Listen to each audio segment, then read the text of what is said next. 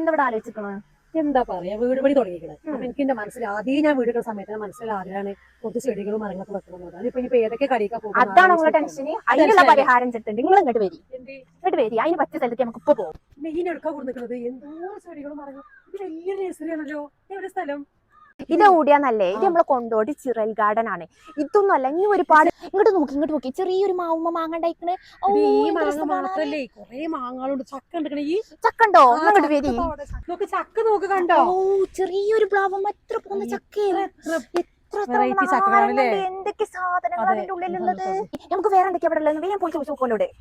നോക്കടി, apple സാമ്പ നോക്ക്.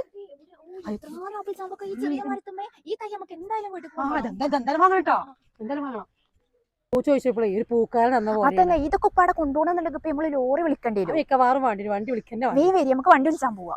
Nursery എങ്ങനെയുണ്ട് ഇവിടെ? ഇവിടെ നിറഞ്ഞുണ്ടല്ലോ, സാധാരണ നമ്മൾ നഴ്സറി പോകുന്ന പോലെയല്ല ഇവിടെ വരുന്നത്. ഇവിടെ നിറഞ്ഞ എല്ലാം വ്യത്യസ്തമായിട്ടുള്ള ഫലങ്ങളുണ്ട്. ഇപ്പൊ ഈ അമ്പഴങ്ങനെ ഞാൻ പറഞ്ഞില്ലേ, ഇത് മധുരം കൂടെ കഴിക്കുന്നത്. കാരണം നമുക്ക് അമ്പഴങ്ങ സാധാരണ പുളിയൊക്കെ ഉണ്ടാവുക. അങ്ങനെ വെറൈറ്റി ആയിട്ടുള്ള എല്ലാ തൈകളും ഉണ്ട് ഇവിടെ. അപ്പൊ നിങ്ങൾക്ക് വീട് വെക്കുമ്പോൾ എന്താണ് സംഭവം എന്നുള്ളത്, വൃക്ഷങ്ങൾ എവിടെ നിന്ന് വാങ്ങണം, തൈകൾ എവിടെ നിന്ന് വാങ്ങണം എന്നുള്ളൊരു കൺഫ്യൂഷൻ വേണ്ട. നേരെ ഇങ്ങോട്ട് പോകുക.